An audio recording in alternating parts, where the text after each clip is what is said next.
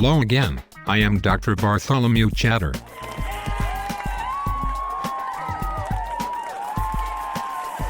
I thought I'd talk to you all about a few things that many people don't know.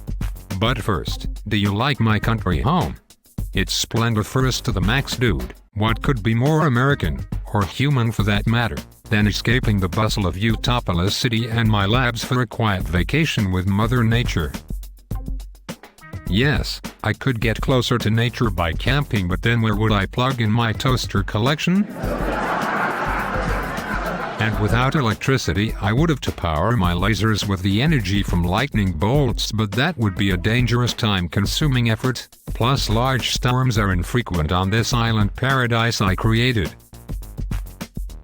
I myself hacked the weather matrix so my citizens always have perfect days on Utapolis. Unless I am angry or the crops start to fail. But this brings us back to my discussion. Getting back to nature is a healthy thing that all of us try to do, with varying degrees of success. So why do I bring this up? Because I hate a word. Well, not the word actually, but the improper use of the word. That word is pagan. Now I know what you're thinking. But Dr. Chatter, aren't you an atheist that believes in science and therefore a pagan? If you think this, then you're most often incorrect. Except for now, since I am out here on vacation. And why is that? Because pagan is the English variant of the Latin word pagani or paganus, which correctly translates to country dweller. It has been misunderstood by nearly everyone for centuries and has since come to be associated with the devil, witchcraft, and any religion that is not connected to worshipping the God of Israel. It was actually ancient Roman propaganda and a gentle way of saying that the people in tribal cultures outside of the Roman Empire were socially inept and backwards individuals with no status. In medieval times, these people came to be called peasants or serfs.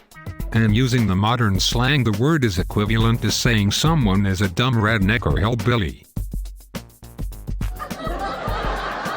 And many cultures, who did not understand Latin, came to use the word pagan incorrectly after the establishment of the Holy Roman Church and put many people into trials before executing them for their supposedly pagan beliefs. These other people often lived in the surrounding countryside as their neighbors, like in Salem, Massachusetts, which was technically not a city yet by definition, because the definition of a city is a large population with historical and cultural status in the surrounding area. Salem had a population of about 600 people, and during the trials they killed 25 of the 200 people they jailed for being witches. Ironically, the word Salem is a corrupted form of the Hebrew word sholem, which means peace. However, that did not stop them from executing 19 of the 25, while 5 of the remainder died due to poor prison conditions, and finally they tortured the last one to death. To say you don't like pagans is equivalent to saying that you don't like someone because they practice a rural way of life and is a complete misuse of the term. As an example, this is like saying you don't like people who go fishing. Although I do admit I don't like fishing either, unless you talk about large-scale commercial fishing with automated cleaning, packing, and storage technology built into the ship. Because that is cool. So, as we can see, it isn't correct to call someone a pagan even if you identify yourself as that to explain your religious views. Being a pagan only means you live in the country. In the broader aspect, using this thinking, everyone that lives outside a city is considered a pagan, which is 20% of the United States population. And many of those people produce the food you eat. Even many of the Amish are pagan because they live in the country.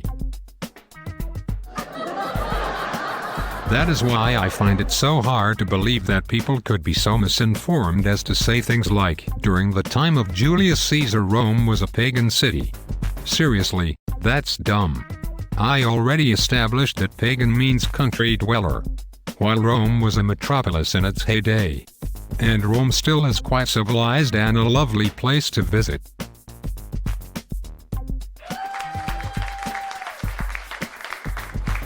Unfortunately, Many people that follow the Abrahamic faiths tend to use the term pagan incorrectly and thus are guilty of slander and libel due to incompetence. Especially since Jesus is considered to be a good old boy from the country, since Nazareth was not a city but a rural village with a population less than 500, which was smaller than Salem. And thus, Jesus was a pagan. And so was David, who grew up as a shepherd in Bethlehem, which was also a small village and considered too small to actually count as a tribe of Israel. And many other famous patriarchs of the Bible, including Noah, especially during the flood, when it would have been impossible to live in any city on earth unless you could breathe water. Of course, this excludes Moses for the first half of his life when he lived at the Pharaoh's palace. But it does include Moses and every Israelite that fled into the wilderness with him for 40 years. Interesting side note, many followers of the Bible and subsequent faiths that arose after the rise of Christianity claim that the Bible says they don't need to follow the laws of Moses and quote from the book of Romans. But these quotes are not from Christ. They are from Paul, who was a convert and not truly connected to the actual disciples of Jesus except for when he tried to persecute them. However, Nathanael was one of the disciples of Jesus, and Nathanael is a variation of the name Bartholomew. Other passages they quote are from the book of Galatians and the 2 Corinthians. But both of those books were also from Paul. If it weren't for Paul, most of the Roman Empire wouldn't have converted. Because Paul told them it was okay to follow the Hebrew God and that they didn't have to act like Jews to do so. Because the Romans thought Jewish practice was strange and, to use their terminology, those practices were pagan and therefore dumb things that uncivilized country folk did. In fact, Jesus said he did not come to abolish the laws of Moses in Matthew, but rather to fulfill them. So that means he tried his best to follow them. Or at least the laws that he agreed with. One Mosaic law even states that a follower of God should not practice any act that people of other faiths practiced. Quite often stated as, do not imitate them in customs or clothing. Which is odd since the so-called pagans invented a practice known as speech and writing as well. Interestingly enough, it has been discovered that the original Hebrew system of writing used no vowels and was taken from the written language of the Canaanites. So reading and writing is a pagan practice as well as education, agriculture, trade, and many more, including the textile industry. And ironically, shoes are also pagan, especially the laces, because laces are string and string is over 200,000 years old. Which blows the biblical idea that the world is only 10,000 years old out of the water. If you wear shoes, you too could be a pagan. But technically you would also have to take off all your clothes. Because God made clothes, if you believe the Bible, and you shouldn't imitate God either.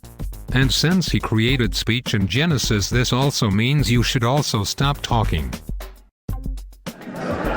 Whereas I believe in science and can chatter away all I want. I guess many Israelites forgot this when they took all of the Canaanite stuff and started to use it.